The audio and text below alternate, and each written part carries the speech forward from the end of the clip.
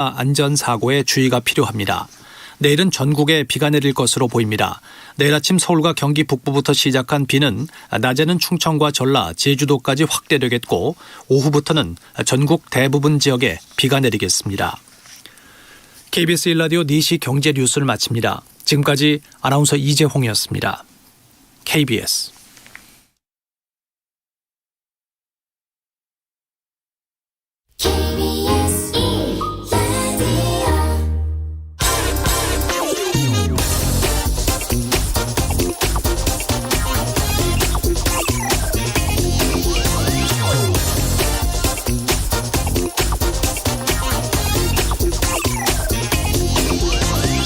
오늘부터 공매도가 다시 허용됐습니다. 아직까지 주식시장에 별다른 영향이 있는 것으로 보이진 않는데 이 공매도라는 것은 주가가 하락될 것을 예상할 때 남에게서 이 주식을 빌려서 일단 팔고 나중에 주가가 실제로 내려가면 시세 차익을 얻는 그런 기법입니다. 공매도는 특정 기업 주식이 과대평가되는 것을 막고 또 증시를 활성화시킨다는 긍정적인 기능이 있긴 있습니다. 그렇지만 그동안 기관과 외국인 투자자들은 이른바 무차입 공매도를 통해서 막대한 이익을 취해왔다는 의심을 받고 있습니다. 무차입 공매도라는 것은 실제로 주식을 빌리지도 않았으면서 마치 빌린 것처럼 위장해서 갖고 있지도 않은 주식을 대량 매도해서 주가를 떨어뜨리는 겁니다. 당연히 불법입니다. 일반 투자자들과 시민단체에서는 이 공매도를 재개하기 전에 이 불법적인 무차입 공매도를 근절하기 위한 이 공매도 전산 시스템을 먼저 구축해 줄 것을 요구해 왔습니다. 기관이나 외국인 투자자들은 다른 사람이 갖고 있는 주식을 빌려달라고 전화나 이 메신저 채팅으로 말한 뒤에 이걸 일일이 장부에 수기 입력하는 방식으로 그냥 공매도 계약을 지금 체결한다고 합니다. 그러다 보니까 실제 빌리지도 않고 빌렸다 이렇게 말하는 경우가 발생할 수 있다는 거죠. 그래서 일반 주식 거래처럼 공매도 거래도 확인이 가능하도록 전산화 시켜달라 이렇게 하는 겁니다. 금융당국은 전산화 작업은 가능하지만 비용이 좀 많이 들어가고 또 거래가 불편해진다는 점을 내세워서 반대 입장입니다. 스마트폰으로 주식을 팔고 사는 요즘 시대에 왜 공매도만 이 전산화 작업이 그렇게 곤란하다는 건지 솔직히 납득이 가지는 않습니다. 안녕하십니까?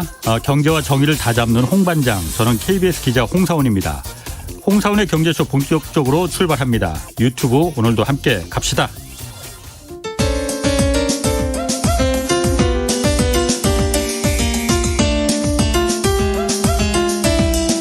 어려운 경제 이슈를 친절하게 풀어드립니다. 돈 되는 경제 정보를 발빠르게 전해드립니다. 예리하면서도 따뜻한 신사, 이종우 이코노미스트의 원포인트 경제 레슨. 네, 원포인트 경제 레슨 오늘도 이종우 이코노미스트 이종우 센터장님 나오셨습니다. 안녕하세요. 네, 안녕하십니까. 제가 오프닝에서 이제 말했듯이 오늘 공매도 오늘부터 재개가 됐잖아요. 네. 처음에 이게 주식시장을 크게 끌어내리 하락시킬 거다 이런 우려도 있었다고 하는데 별다른 영향은 없는 것 같아요. 네, 그렇죠. 그런데 제가 좀 잘 납득을 못 하겠어요. 네. 이게 왜 전산화 작업이 이거는 안 되는 건지 공매도가. 증권회사에서 다른 주식을 가지고 있는 기관으로부터 빌려와서 그걸 개인한테 빌려주고 이러는 형태가 되면 증권회사 내에서는 전산화가 될 수가 있죠. 그런데 이제 그걸 어떤 회사에서 빌려온다라고 하는 거는 계약이 체결될 때까지는 잘 알 수가 없는 거고요. 그다음에 또 이 빌려주는 회사 입장에서 봤을 때는 내가 많은 주식을 빌려준다라고 하면 공매도 때문에 주가가 떨어진다라고 했을 때 내가 그 욕을 굉장히 많이 얻어먹을 수밖에 없습니다. 그러니까 서로 계약을 하면서도 내가 어느 회사로부터 이 주식을 빌렸다라고 하는 거를 알리지 않는 거를 신의성실의 원칙으로서 삼기 때문에 그래서 상대방을 밝히지 않는 거죠. 그렇게 되다 보니까 전산화가 어려운 형태가 되는 겁니다. 아니 그거는 그런데 사람 간에 친구끼리도 돈 빌려주고 빌려받을 때 아주 친한 사람끼리는 그러니까 그냥 말로만 하자 이렇게 할 수도 있지만은 계약이라는 건데 이거는 예, 그렇죠. 어쨌든 예. 그것 자체도 다 계약이 돼 있는 거고요. 예. 계약서도 다 돼 있는데 예. 계약서에 상대방을 오픈하지 않는 형태가 되는 상대방을 거죠. 오픈하지 않는다. 예. 그러니까 전산화를 해가지고 그거를 계속해서 수치를 만들고 하는 데서 한계가 있을 수밖에 없는 그래요. 거죠. 은성수 그 금융위원장 같은 경우에는 이 전산화는 가능하다. 그런데 이게 증권사들이 거래하는데 이거 그 공매도 거래하는데 굉장히 불편함이 많아진다. 그리고 또 비용이 든다라고 해서 하지 않는 게 좋다. 이렇게 대신 걸리면은 처벌을 강화하겠다. 예. 뭐 그러니까 공매도가 불법적인 그런 무차입 여지까지 있었기 때문에 그게 문제가 그렇죠. 되는 거잖아요. 있었고 이번 작년도까지만 하더라도 무차익이 굉장히 많이 있었기 때문에 그래서 이제 문제가 된 거고요. 그 아마 이제 은성수 그 금융위원장이 얘기한 거는 그 무차입 그 공매도가 적발이 됐을 경우에 그거를 이제 그 강하게 아무튼 처벌하겠다 이런 얘기이고요. 지금 이번에 그 허용된 범위 내에서 공매도를 하고 하려는 거에 대해서는 별다른 이제 거기에는 이의를 붙일 수가 없는 상태라고 봐야 되는 거죠. 하고 참 솔직히 이해는 안 됩니다. 여태까지 무차입이 그렇게 많았고 그게 불법이기 때문에 그걸 갖다 그럼 방지할 수 있는 시스템을 지금 1년 2개월 동안이나 공매도가 금지가 됐으면 그동안 뭐 이거 방지 대책을 좀 그 전산화 시스템이든 뭐든 마련을 했어야지 아니면 공매도를 하질 말든가 그러면은 그럼 불법은 그냥 있는 대로 놔두고 걸리면 처벌을 강화하겠다. 솔직히 좀 아마 그게 뭐 그러니까 그 이제 금융감독원이나 이런 데서 어떤 기관들 그러니까 뭐 증권회사 하면 증권회사 이렇게 해서 일정한 기간 동안에 한 번씩 그 감사를 나가지 않습니까? 그때 그런 것들을 쭉 보는 거거든요. 그래서 실제적으로 이 그 주식을 빌려오지도 않았는데 했다 이렇게 되면 그건 이제 문제가 되는 거고요. 근데 이전까지는 그렇게 한다고 하더라도 크게 그걸 문제 삼지 않았었는데 이제서부터는 그렇게 하겠다라는 거죠. 그렇죠. 알겠습니다. 뭐 오늘 주제는 이제 공매도가 아니고 뭐 그 비트코인 그 가상화폐 이 얘기를 좀 해보려고 합니다. 이게 하루 거래량이 가상화폐가 지금 하루에 거래되는 그 액수가 코스피보다도 많다. 지금 20조 원을 넘는다면서 하루에. 네, 그렇죠. 4월 15일이 가장 많았었는데요. 24조가 거래가 됐습니다. 그때의 코스피하고 코스닥을 합치면 거래 대금이 19조였거든요. 그러니까 그거보다도 더 큰데 이게 또 더 문제는 뭐냐면 24조 중에서 도지코인이라고 있습니다. 아주 이게 그 가격이 낮은 코인인데 그 코인 하나의 거래 대금이 17조였어요. 그러니까 이게 이른바 동종 코인이라고 하는 코인의 거래 대금도 너무 큰 데다가 전체 코인의 거래 대금도 코스피나 코스닥을 합친 것보다도 많다 보니까 이게 지금 도대체 이게 말이 되는 얘기냐 이렇게 해서 지금 이제 문제가 상당히 많이 되고 있는 그런 상태라고 봐야 되죠. 이게 그런데 지금 요즘 보면은 또 이게 뭐 무슨 세대 간의 갈등으로 막 지금 번졌어요. 그렇죠. 뭐 정부 당국에서 금융 당국에서 이걸 좀 못하게 한다 뭐 이러면서 뭐 그런 얘기도 있으니까 뭐 기성세대가 다 뭐 부동산이니 모르다가 돈 다 벌고 젊은 세대는 지금 취직도 안 되니까 이것까지 막느냐 뭐 이런 거 같은데 일단 그거 전에 김치 프리미엄이라는 게 또 요즘 또 그렇죠. 많이 돌더라고요. 그게 뭐예요? 김치 프리미엄. 그러니까 우리나라 비트코인을 예로서 그 말씀을 드리게 되면요. 우리나라의 비트코인의 가격이 있고 그다음에 미국에서 비트코인이 거래되는 가격이 있지 않습니까? 근데 합리적으로 보면 미국에서 만약에 5만 달러다라고 하면 거기에다가 지금 환율인 뭐 1,120원을 곱한 그 숫자만큼이 우리나라의 그 비트코인 하나의 가격이 돼야 되잖아요. 근데 그보다 훨씬 더 높다라고 하는 거예요. 그렇죠. 그게 이제 일반적일 경우에는 한 8% 정도 높고 아주 높아졌을 때는 거의 20% 정도까지 높아지는 그런 형태가 됐었어요. 그걸 이른바 이제 김치 프리미엄 우리나라에서 비트코인을 거래할 때에 국제적으로 거래되는 미국에서 거래되는 것보다도 훨씬 더 높은 가격을 주기 때문에 그만큼 프리미엄이다 이렇게 얘기를 하고 있는데요. 한국에서? 그렇죠. 그 이제 김치 프리미엄이 왜 만들어지냐 하면 그 우리나라의 외환법상 봤을 때에 이 송금을 하는 목적이 정해져 있지 않고 송금을 할 수 있는 액수가 1년에 5만 달러 정도밖에 안 됩니다. 근데 5만 달러면 지금 비트코인 가격이 5만 7천 불 정도가 되니까 한 개도 못 사네. 비트코인 하나도 못 사잖아요. 그러면 그 이외에 아무튼 뭐 다른 용도로 써야 되는데 비트코인을 사기 위해서 송금을 하겠다라고 하면 그거 받아들여지지 않죠. 그러니까 이게 우리가 송금을 통해 가지고 달러로 바꿔서 이거를 이 사고 이르기가 굉장히 어렵거든요. 예. 그러니까 그게 막히다 보면 기존에 지금 우리나라에 들어와 있는 비트코인만을 가지고 거래를 할 수밖에 없습니다. 네. 근데 이제 비트코인의 가격이 올라갈 것 같다라고 생각하면 예. 우리나라에서 거래되고 있는 한 10만 개 달하면 그 10만 개 내에서 계속 이 매매를 해야 되는데 사고 싶어 하는 사람들이 많아지게 되면 국제적인 가격보다도 훨씬 더 높은 가격을 주고 계속해서 매매를 하게 되잖아요. 예. 그게 이제 이른바 김치 프리미엄이라고 얘기를 하는데 이거는 이렇게 시장이 닫혀 있는 상태가 되면 당연히 그런 프리미엄이 붙게 되는 형태가 됩니다. 그러니까 옛날에 우리나라가 주식 시장을 외국인한테 개방을 했던 게 1992년도였거든요. 그때 어떤 일이냐면 한꺼번에 모든 달을 개방을 해준 게 아니라 제일 처음에 5% 개방하고 그다음에 또 얼마 전에는 10% 개방하고 이렇게 해요. 그러면 5% 개방해 주면 그날 외국인들이 5%를 다 소화를 해버리잖아요. 근데 삼성전자를 외국인들이 굉장히 갖고 싶어 해요. 그러면 그다음엔 어떻게 하냐면 장내에서 살 수가 없으니까 장 외에서 외국인들끼리 거래를 하는 거예요. 근데 거기에다 이제 프리미엄 얼마를 더 얹어주고 이렇게 사고 하는 거죠. 그게 지금 이제 김치 프리미엄의 형태 이렇게 만들어진 겁니다. 그러니까 5만 달러 이상은 그러니까 목적이 없으면은 송금하지 못하니. 그래서 이제 국내에서 비트코인 거래 사고 싶은 사람이 많아지면 오히려 국제적인 가격보다 더 높아지니까 그렇죠. 그 차익을 갖다가 한다 그거를 이거죠? 이제 김치 프리미엄이라고 얘기를 하는 거죠.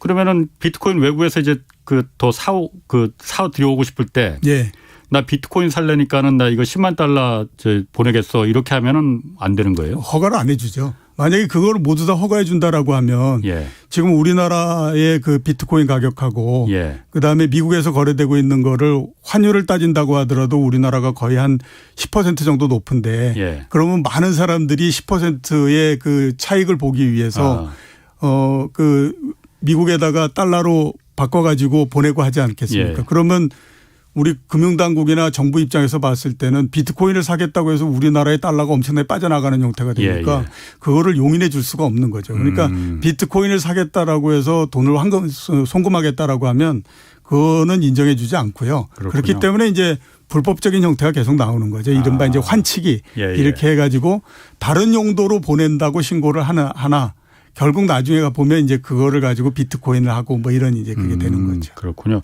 지금 잠깐 그 공매도 앞부분 관련해서 지금 질문이 좀 하나 들어왔거든요. 이거 간단하게 좀 설명 좀 해 주시고 가시죠. 김종민 님이 세계가 공매도 다 한다고 하니까 그 세계는 그 공매도를 어떤 제도로 하는지 가르쳐 주세요. 방법은 방법은 우리나라가 지금 하고 있는 형태인 겁니다. 그러니까 그 다른 주식을 가지고 있는 기관에서부터 주식을 빌려서 그거를 팔고 일정 기간이 지나면 그거를 다시 이게 환매수해 가지고 다시 매수해 넣도록 그런 형태로서 하고 있는 방법은 거죠. 똑같죠? 방법은 똑같습니다. 외국에서도 그런 전산 작업 안 하고 그 자기네에서 일일이 그러니까 그 엑셀 파일에 이렇게 오늘 얼마 빌렸다 얼마 빌려줬다 이걸 수기 작업해서 올리고 이럽니까? 그러면 외국에서도? 그거는 뭐 각 나라마다 다 다르기 때문에요. 근데 아마 그렇게 그 기간마다 그거를 공시해 가지고 그렇게 하지는 않을 겁니다. 그렇군요. 자, 그럼 다시 가상화폐 좀 다시 돌아가 봐서 지금 이게 세대 갈등으로 막 번졌단 말이에요. 지금 질문들도 그런 얘기들 지금 막 와요. 의견들이. 젊은 세대 이거 왜 규제하겠다고 하느냐. 근데 규제라는 게 아니고 지금 뭐 아예 법 자체가 지금 없다면서요. 이게 그러니까 지금 거래소들 많이 있잖아요. 지금. 그렇죠. 여기다 지금 그래서 그 과세하겠다는 얘기도 있고 정부에서는 이게 화폐가 아니다. 그리고 내재 가치도 없다. 이거 투자가 아니고 투기다. 그러니까 이거 조심해야 된다. 뭐 이런 논란들이 많은데 일단 정리 좀 잠깐 좀 해 주시죠. 그러니까 그런 얘기들은 이제 굉장히 많이 하는 거죠. 정부는 해준 거는 아무것도 없고 그다음에 규제만 하고 그다음에 또 막 올라갈 것 같으면 이상한 소리 해가지고 그 물이나 껴얹고 그러면서 또 무슨 세금은 챙겨가겠다 그러고 이게 지금 말이 되느냐 이런 얘기를 지금 많이 하고 있는 거거든요. 근데 제가 봤을 때는 그거는 일정 부분 상당히 좀 오해가 많이 들어가 있는 그런 형태가 아닌가라는 생각이 듭니다. 일단 한번 말씀드리게 되면요.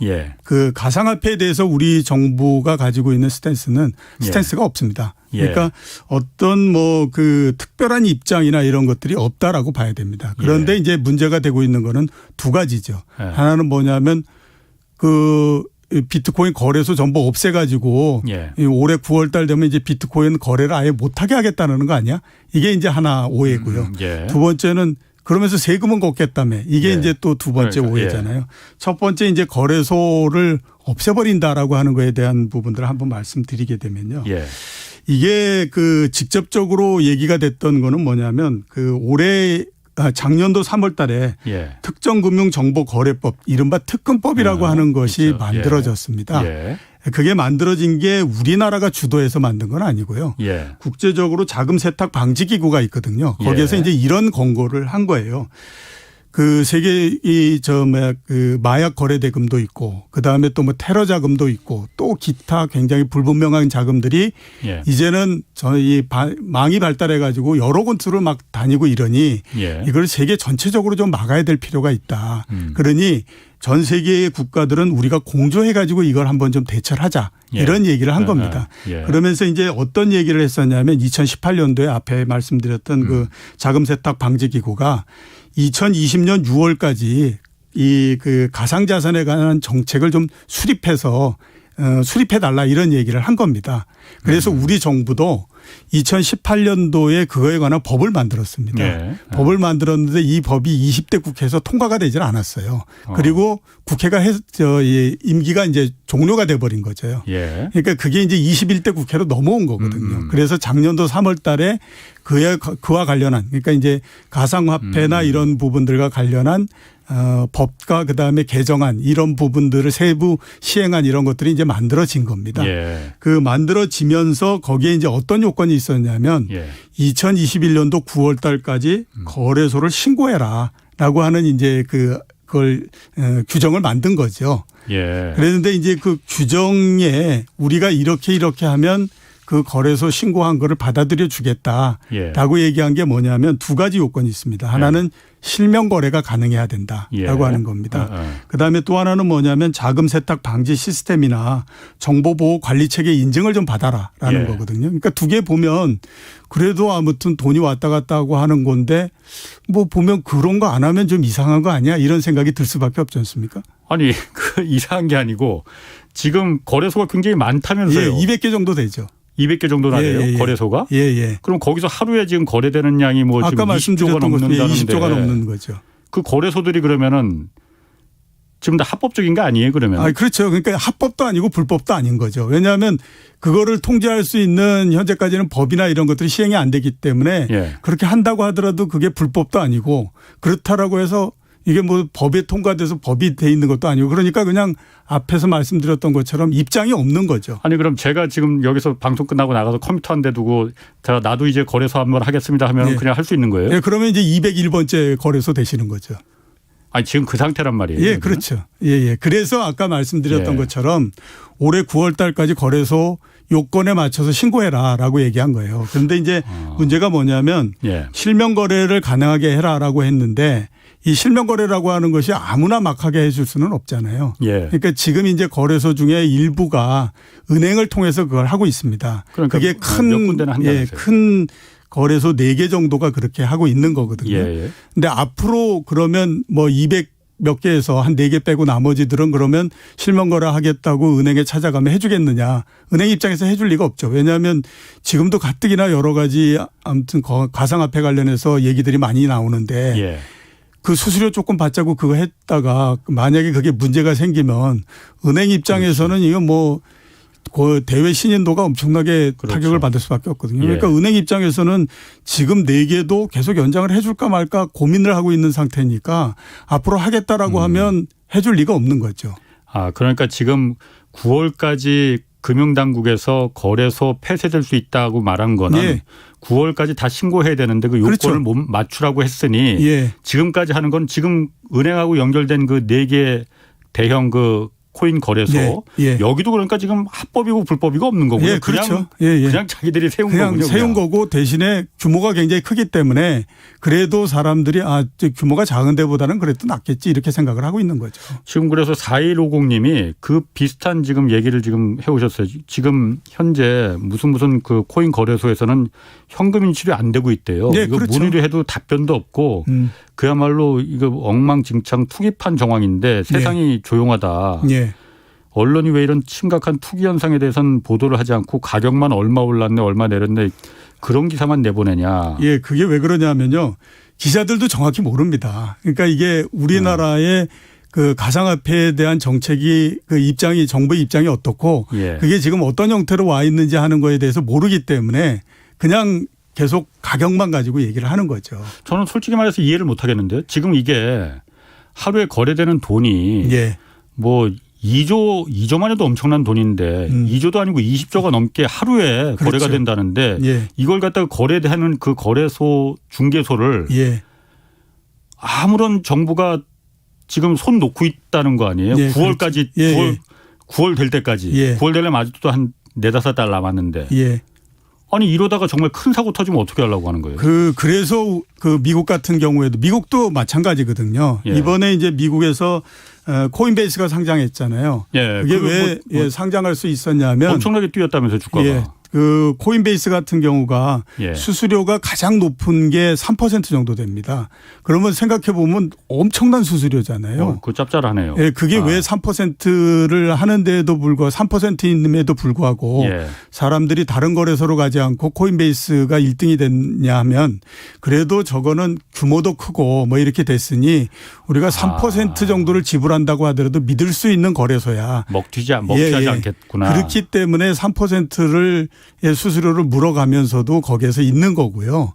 그렇지 않다라고 하면 그 훨씬 더 그 수수료가 낮은 그 거래소도 굉장히 많잖아요. 예. 근데 거기라에서 거래를 했다가 어떤 사고가 나거나 또 어느 날 갑자기 거래소가 폐쇄돼 버리거나 이럴 가능성이 있기 때문에 예. 그래서 코인베이스에 사람들이 몰리면서 코인베이스가 그렇게 이익을 내고 한 거죠. 그러니까 지금 이제 이렇게 많은 거래가 되는데 예. 도대체 이거를 아무런 정책이 없다는 게 말이 되느냐 하는 것들은 우리나라도 마찬가지고 미국도 마찬가지입니다. 아니 그럼 미국도 지금 그 거래소들이 예. 다 그냥 무주공사 서부 개척 시대예요 그러면? 예, 그렇죠. 예.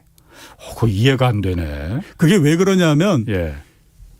가상화폐라고 하는 거에 정의를 뭘로 할 건가 하는 거가 아직까지도 결정이 안 난 상태입니다. 그렇죠. 그리고 그거를 우리나라 정부가 우리는 가상화폐를 이렇게 보겠다라고 정의를 한다고 해서 되는 게 아니거든요. 왜냐하면 예.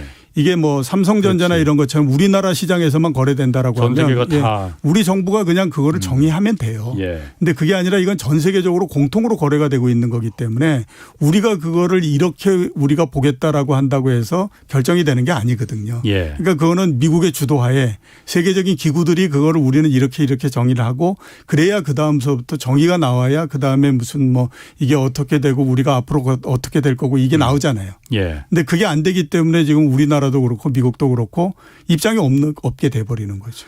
이게 그러면은 그 거래소에서 지금 뭐 200개가 넘는다고 하는데 예. 그 중에서 큰 데는 뭐 은행하고 연결된 데 실명 인증하는 데는 한 4군데라고 하셨잖아요. 예. 그럼 나머지는 요즘 그러니까 중고등생들도 한다는 게 예, 그렇죠. 그래서 실명 인증을 안 하니까 할 수 있는 거구나. 그러니까 나머지 같은 경우에는 이른바 이제 벌집 계좌라고 얘기를 하는데요. 벌집 계좌. 예, 이제 그게 뭐냐면 법인으로서 계좌를 하나 만드는 거예요. 예. 그러니까 만약에 뭐 A라고 하는 거래소를 내가 만들었다. 그러면 A 거래소는 사업자 등록을 낼 수 있잖아요. 예. 그러니까 사업자 등록을 낸 다음에 그 사업자 등록증을 가지고 큰 이제 그 법인 계좌를 하나 만들고 예. 그 법인 계좌를 자르는 거예요. 내부에서. 그리고 예. 들어오는 사람마다 그 자른 거에 그 하나씩을 주는 거죠. 그러니까 만약에 뭐 가상 거래소 A 그러면 가상 거래소 A -1 -2 이렇게 해가지고 사람별로 쭉 잘라서 이렇게 하는 거죠. 그렇군요.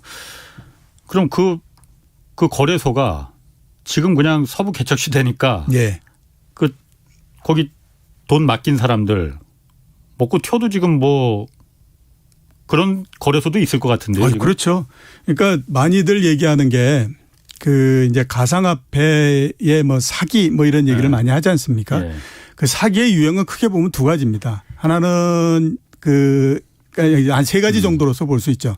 하나는 뭐냐면 내가 코인을 발행을 하는 겁니다. 예. 이건 뭐 누가 통제를 할 수 있는 것도 아니고 그러니까. 그래서 이제 내가 발행을 해가지고 그거를 적당한 여러 가지 플레이를 통해 가지고 시장에서 이제 그 상장을 시켜서 그 다음에 뭐 어떻게 되든지 그냥 뭐 하는 거니까 그게 한 개가 있고요. 예. 두 번째는 이제 주식의 그 가격 조작하는 것처럼 예. 사람들이 모여 가지고 특정 코인의 가격을 쭉 올린 다음에 예. 그다음에 이제 사람들이 붙으면 빠져나가는 거. 이게 예. 이제 두 번째고 세 번째는 뭐냐면 그 거래소를 만드는 거죠. 거래소를 만들어서 거래를 하겠다라고 하는 사람 쭉 모은 다음에 그다음에 어느 날 그냥 그거를 먹고 튄 듯이 예. 뭐 이렇게 해버리면 그다음에는 이제 뭐 그거를 경찰에 신고하고 뭐 하면 한참 이 수사하고 뭐 해야 되니까 굉장히 오랜 시간 걸리잖아요. 예. 그런 형태로 세계이기 때문에 언제든지 지금 문제가 생길 수 있는 여지 이게 굉장히 많이 있는 상태라고 봐야 되는 겁니다. 그 뉴스에 그 거래소가 해킹당했다 그런 뉴스가 좀 요즘 자주 보이길래 아니 무슨 거래소가 저렇게 허술하게 하나 했는데 허술할 수밖에 없죠. 개인이 그걸 하니까 그게 무슨 뭐 안전망이나 또 뭐 이 보호망 이런 것들을 확실하게 하지는 않지 않습니까? 그러니까 그렇겠네요. 그냥 뭐 들어가서 해킹하고 이러는 건 그렇게 어렵지 않다라고 봐야 되죠. 아니 그러면은 이 정부가 과세하겠다고 하잖아요. 지금 어쨌든 이게 그 실제로 거래가 되고 거기서 이익을 보는 사람들이 있으니 과세하겠다고 하잖아요. 과세하는 거 먼저 그것부터 좀 궁금해요. 실제로 돈 버는 사람들이 많이 있습니까? 돈 버는 사람 일단 뭐 어느 정도는 있다라고 봐야 되겠죠. 왜 그러냐면 작년도 이 코로나19 발생하고 가격이 굉장히 많이 떨어졌지 않습니까? 그게 이제 뭐 여러 자산 가격들이 굉장히 많이 떨어졌는데 가상화폐 가격도 굉장히 많이 떨어졌었어요. 그렇죠. 작년 3월 16일 날 바닥이었었는데 그때의 비트코인 가격이 639만 원이었거든요. 우리나라에서. 근데 지금 그렇고 올해 보면 4월 14일 날 가장 높았어요. 그러니까 한 1년 조금 더 된 거죠. 그 가격이 얼마냐면 8,055만 원이 됐으니까 한 1년 조금 넘는 사이에 11.6배 상승을 했습니다. 그러니까 이게 비트코인이니까 그래도 한 11배 정도 상승한 거고요. 이더리움이 시가총액 2위인데 이더리움 같은 경우가 30배 올라갔고요. 그다음에 요즘에 아주 인기 있는 도지코인 같은 경우는 지난 6개월 사이에 가격이 150배가 상승했어요.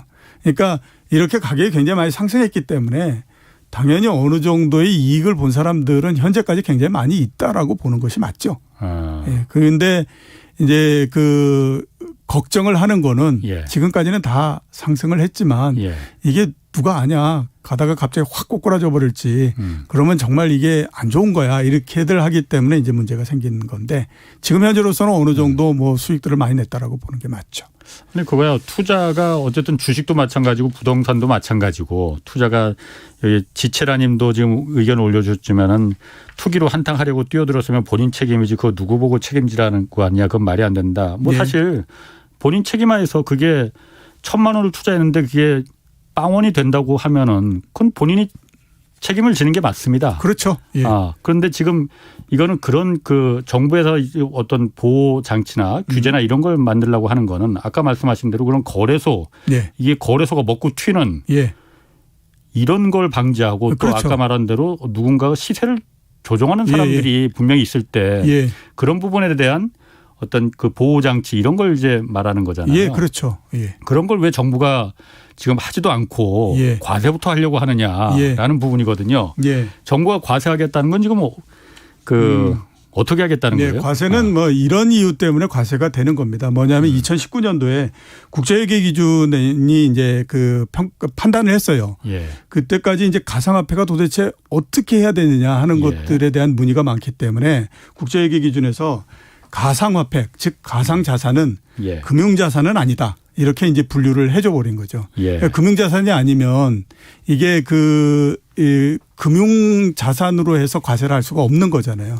그게 아니라고 얘기를 했으니까. 그러면 어떤 형태로 과세를 할 수밖에 없냐면 이건 기타 자산으로 보고 과세를 할 수밖에 없는 겁니다. 그러니까 이게 이것과 관련한 법령이 없고 그다음에 입장이 없다라고 해서 이익이 발생했던 부분들에 대해서 세금을 안 부과할 수는 없는 거예요. 그런데 그 세금을 부과하는 거를 금융자산으로서 보고 세금을 부과하는 게 아니라 기타 자산으로서 보고 세금을 부과하는 거죠. 기타 소득으로. 기타 소득으로. 그리고 기타 소득으로 보고 세금을 부과하게 되면 이 세율이 20%가 되는 겁니다. 그래서 이제 내년도 1월 달서부터 연소득 그러니까 이걸로 가지고 이익을 낸 게 250만 원을 넘게 되면 그다음서부터 20%로서 분리과세하겠다라고 하는 거를 한 거거든요. 그건 이제 이런 형태인 겁니다.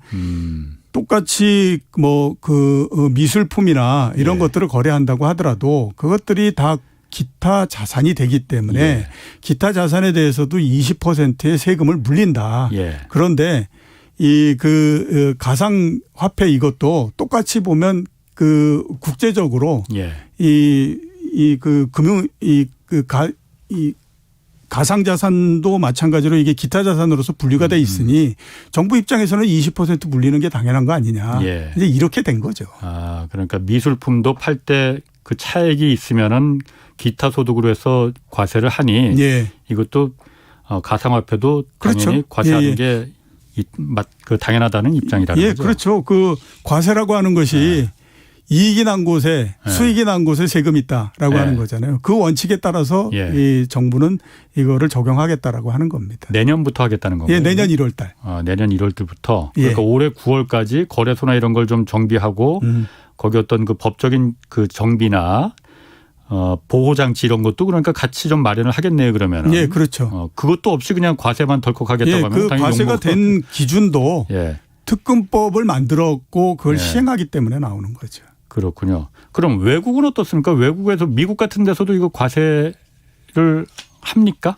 제가 자세히는 모르겠는데 아마 예. 미국도 과세를 그걸 할 겁니다. 그러니까 이번에 예. 왜 그 미국에서 투자 소득세를 20%에서 39%로 올리겠다라고 하니까 자본이득세. 예, 자본이득세. 그러니까 비트코인을 비롯해서 가상화폐 가격이 엄청나게 떨어져 버리잖아요. 그게 왜 그러냐면 똑같이 그걸 과세하기 때문에 그거에 그래서 그렇게 이제 이 가격이 폭락한 거죠. 그렇군요. 그런데 저는 지금 계속 말하면서도 제가 사실 그 거래소나 이런 게 다 지금 합법적인 틀 안에서 당국에다가 우리 그 거래소 엽니다. 그러니까 이런 우리 조건을 했으니까 조건에 맞으니까는 우리 거래소 허가해 주세요.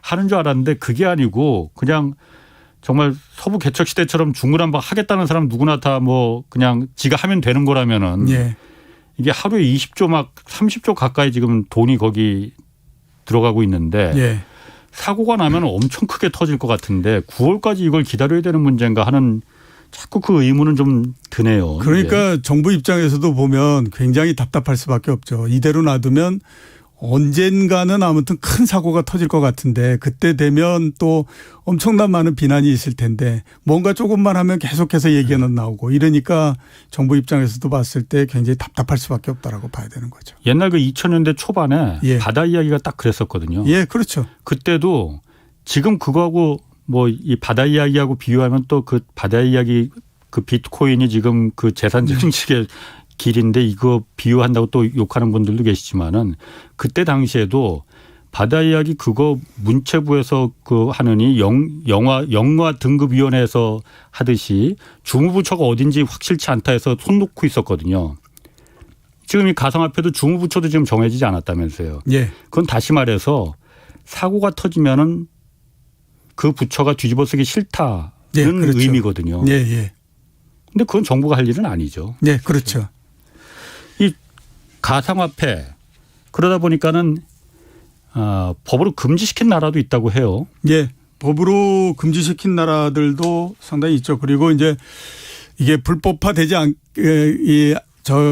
시킬 것 같아라고 얘기하는 사람들도 상당히 있고요. 그러니까 이제 불법화될 거다라고 얘기하는 가장 대표적인 거는 미국 이제 최대 헤지펀드인 브리지워터의 레이 다이오라고 하는 그 CEO가 있는데 그 양반이 이제 그 얘기를 한 겁니다. 그러니까 이거 아마 나중에 불법화 시킬 거야. 왜 그러냐면 중앙은행이라고 하는 것이 통화 통제권 그다음에 통화 정책에 대한 독점권 이런 것들을 다 갖고 싶어 하는데 이 그 가상화폐가 계속 이렇게 유행을 하게 되면 그 권한이 굉장히 약해지니까 결국에 보게 되면 이거 다 막지 않겠느냐라는 얘기를 한 거고요. 그거에 대한 근거로 얘기한 게 뭐냐면 대공황이 1930년도에 있지 않았습니까?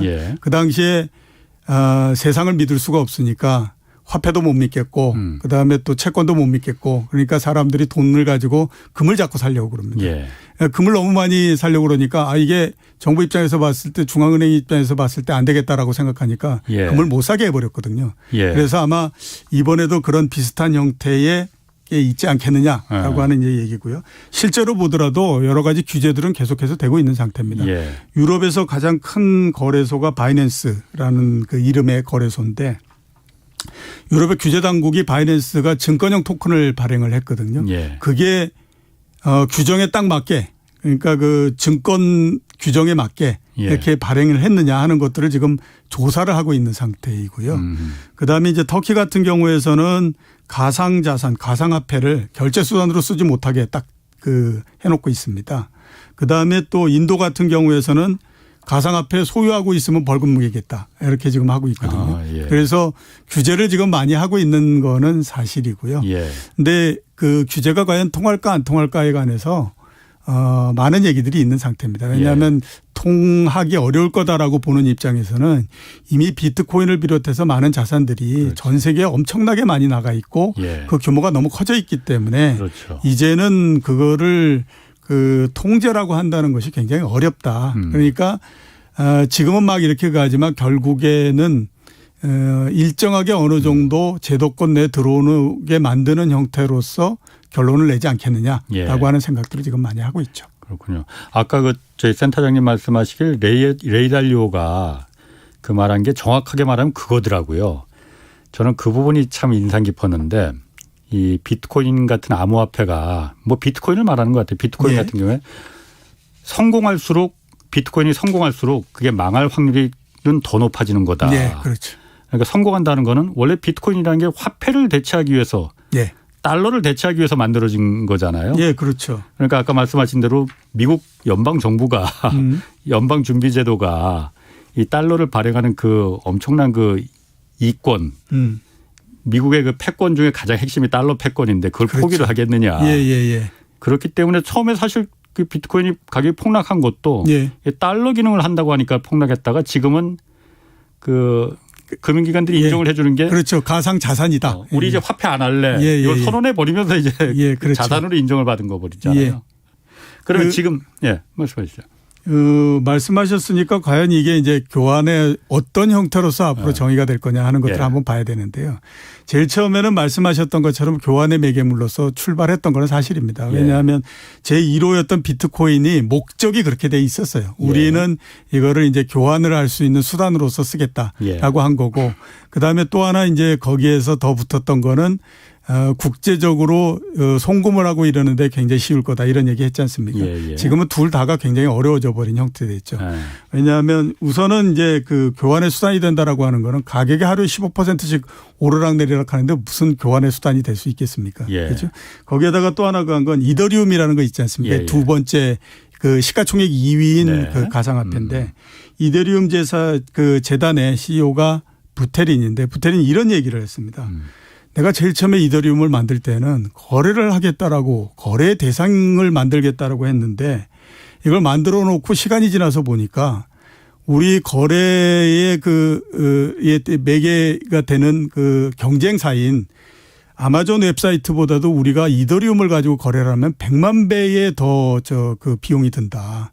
그러니 이건 도저히 이건 할 수가 없는 거고 내가 이더리움을 만들었지만 이거는 그 교환의 수단 이걸로는 불가능하고 그냥 투자의 수단 외에는 방법이 없다. 이렇게 이제 얘기를 한 거죠. 그래서 지금은 이제 투자의 수단만으로서 자리를 잡고 그다음에 이제 국제 송금 뭐 이것도 앞에 왜 그 김치 프리미엄 말씀하시지 않았습니까? 만약에 우리나라에서 그 이 송금을 하는데 이게 그 비트코인으로 한다라고 하면 그 수수료만도 김치 프리미엄만큼을 지불해야 되잖아요.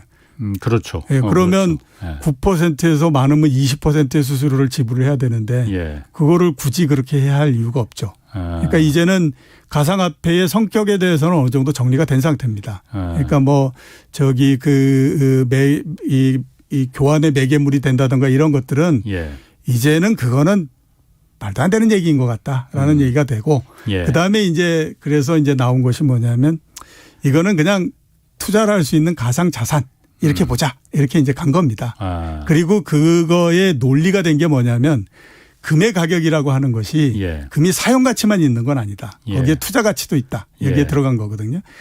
그 71년도에 왜 금태환이 그 중단이 됐잖아요. 그때 닉슨 대통령이 그 71년도 이전에 금 1온스가 얼마에 거래됐었냐면 그 35달러에 교환을 해 줬었어요. 그리고 지금이 1,700달러 정도 되니까 50배 정도가 올랐거든요. 그런데 그 50배 전부 다가 사용 가치가 50배가 오른 게 아니다라고 하는 거예요.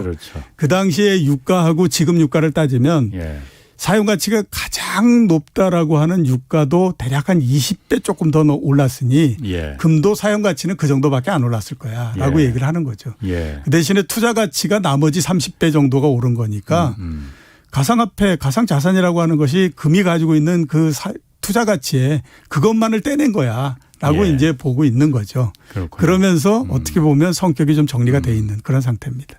이게 비트코인과 나머지들은 전부 다 알트코인이라고 하잖아요. 예, 그러니까 그렇죠.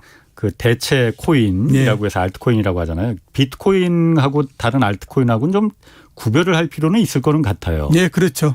근데 지금 아까 말씀하신 대로 이게 화폐 기능은 이제 포기했다라고 하는데 사실 또 이렇게 보는 분들도 계시더라고요. 이제 미국을 비롯 미국 테슬라 같은 뭐 페이스북 이런 혁신적인 그 플랫폼 기업들 같은 경우에는 예. 그 CEO들이 오너들이 예. 자신만의 그야말로 중앙정부의 통제를 받지 않는 예, 그렇죠. 자신만의 그 제국을 건설하기 위해서 그 자신들이 유통시킬 수 있는 미국 정부의 아니면 다른 나라의 정부의 그 통제를 받지 않는 화폐를 갖다가 유통하고 싶은 그 욕구가 계속 있을 거기 때문에 예.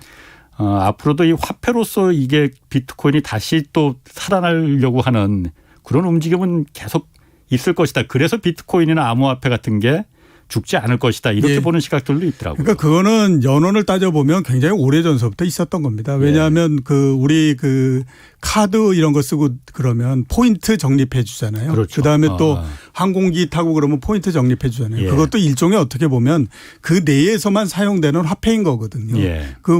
대한항공에서 포인트 적립해 준 그거를 다른 은행에 가서 그걸 쓴다고 그래가지고 그걸 받아들여 주지 않지 않습니까? 그렇죠. 그러니까 지금 작년도 같은 데에 많이 오르고 그랬던 이유 중에 하나가 또 애플 이런 데에서도 그다음에 아마존 이런 데서도 자기네 내부에서 그런 코인을 만들겠다라고 했던 거거든요. 예. 근데 그거는 그 내에서만 이제 사용을 될 수 있는 예. 거죠. 그렇기 때문에 지금 우리가 얘기하고 있는 뭐 비트코인이라든가 이더리움이라든가 이런 거하고는 조금 차이가 있다. 이렇게 예. 이제 볼 수밖에 없기 때문에 꼭 등치시켜서 우리가 얘기할 수는 없다. 이렇게 봐야 되죠.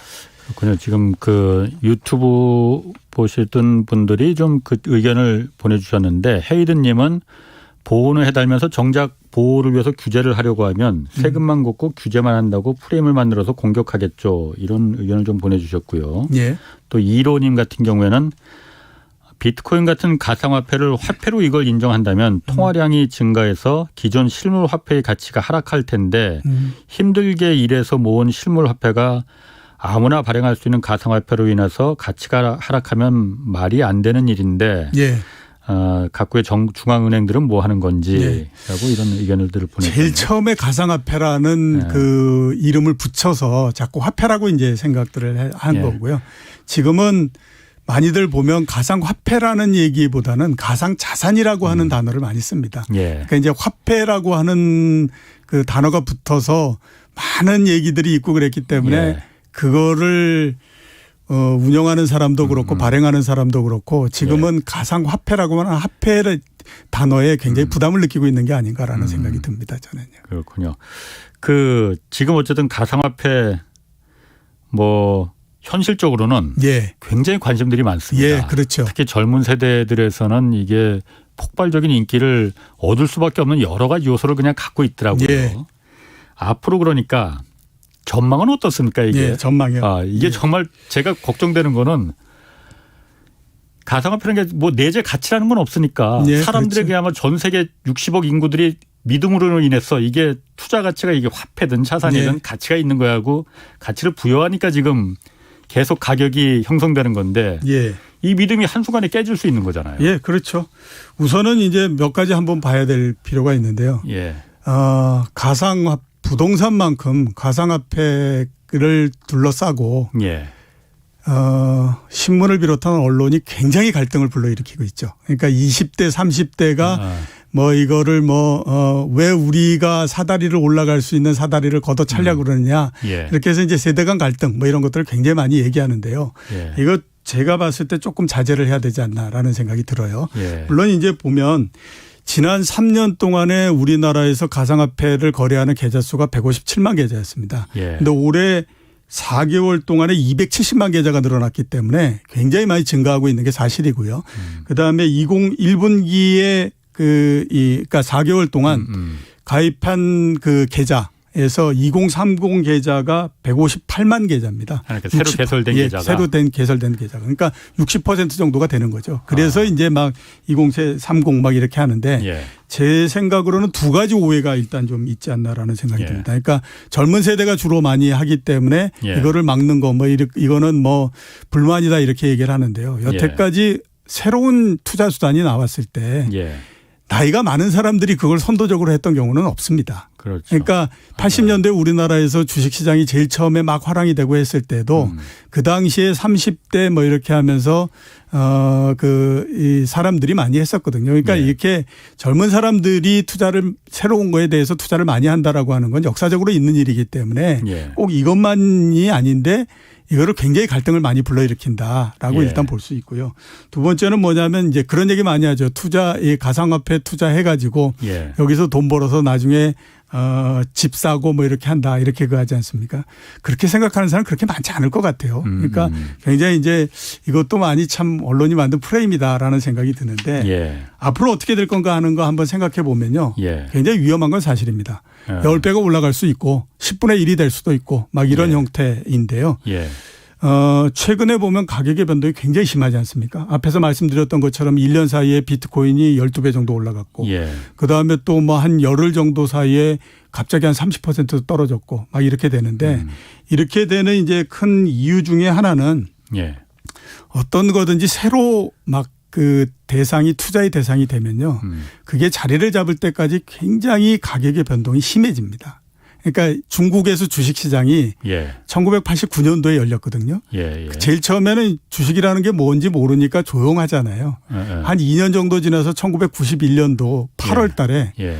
6일 사이에 예. 주가가 130%가 올라갑니다. 그리고 한 달 만에 또다시 원점으로 됩니다. 그러니까 예. 이게 처음에 이렇게 굉장히 가격의 변동이 심하기 때문에 예. 일단 지금의 그 가상화폐들은 그런 부분들이 좀 있다라고 봐야 될 것 같고요. 예. 그다음에 두 번째는 뭐냐면 가상화폐를 도대체 어떻게 평가할 건가 하는 평가의 기준이 없습니다. 예. 주식만 하더라도 1년 동안에 벌었던 이익이 얼만큼 되느냐를 가지고 그 산정을 하잖아요. 예. 그다음에 외환도 그 나라의 경제가 어떤지 그다음에 외환 사정이 어떤지 이거 가지고 또 평가하지 않습니까?